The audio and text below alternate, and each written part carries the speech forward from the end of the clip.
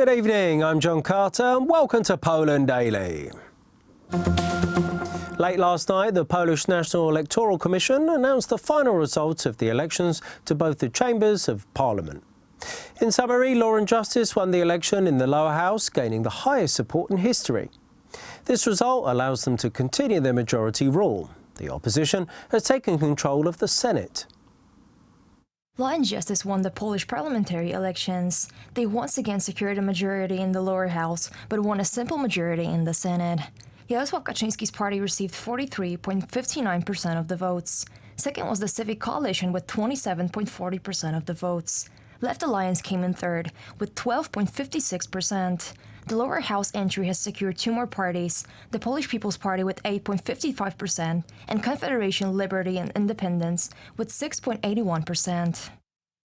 Law and Justice will have 235 House seats, which equates to a majority rule in the 460 seats House. Civic Coalition will have 134 seats. 49 MPs will represent the Left Alliance. The Polish People's Party has secured 30 seats, and the Confederation Liberty and Independence will take 11 seats. In the upper house, the majority will be in the hands of the opposition. Law and Justice has 48 seats, and the other 52 will be held by other parties. Shortly after the announcement of the election results, the leader of the Law and Justice Party, Jarosław Kaczyński, said that the high support for the party gives it a very strong mandate to govern.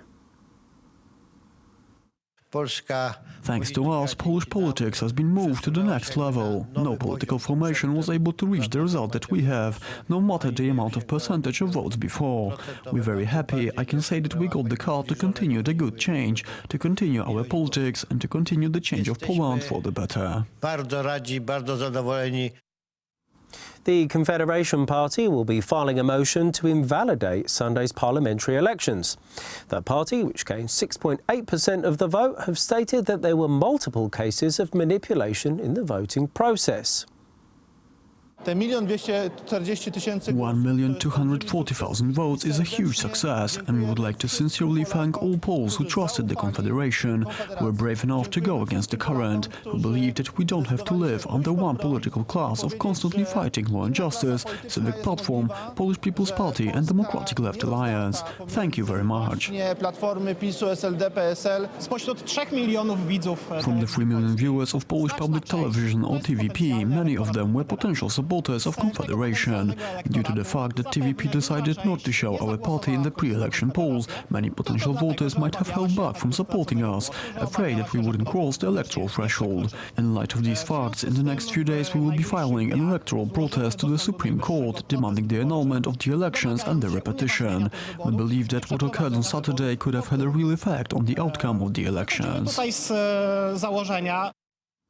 The European Union's chief negotiator for Brexit, Michel Barnier, said that an agreement is still possible. That's following today's talks between the European Commission and the British government. Our team are working hard, and the work just starts now, today.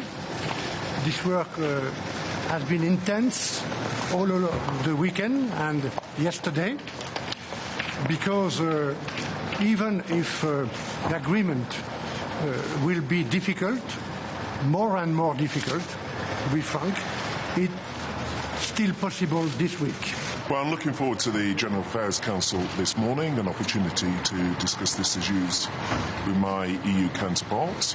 The talks are ongoing. We need to give them space to proceed, but detailed conversations are underway and a deal is still very possible. This isn't a time for optimism or pessimism, quite frankly. I think we need to deal with the facts as we see them. The negotiating teams have made progress, but it's been slow. And they will need to make significant progress today if there is to be a deal that Michel Barnier can report on tomorrow to EU capitals in advance of the Leaders' Summit. But that is what he would like to do. I also believe that is what the UK would like to see happen in terms of timelines. But it's a matter for the negotiating teams to see whether they can get that legal text in place, which deals with the politics of this issue, of course, in terms of competing demands, both from a UK perspective and an EU perspective, but also to make sure that that is a watertight legal text. So certainly, as Michel Barnier said when he walked in this morning, this is difficult, but it is possible. And I think the negotiating teams are focused on trying to make significant progress today that can be reported on tomorrow to ensure that we could potentially have the confirmation of a deal at an EU summit. But I think there's a couple of things that are clear. There will not be negotiation of text at that summit. The EU is very, very clear on that. So if there's going to be a deal at this summit, well then the task force and the British negotiating team have to finalise text. And as I said, today is a key day in terms of being able to do that in time. Thank you very much for joining us here this evening at Poland Daily. I'm John Carter. Stay tuned after the break for Poland Daily Weather. It's followed by the business, then it's the culture, history, and then finally the travel.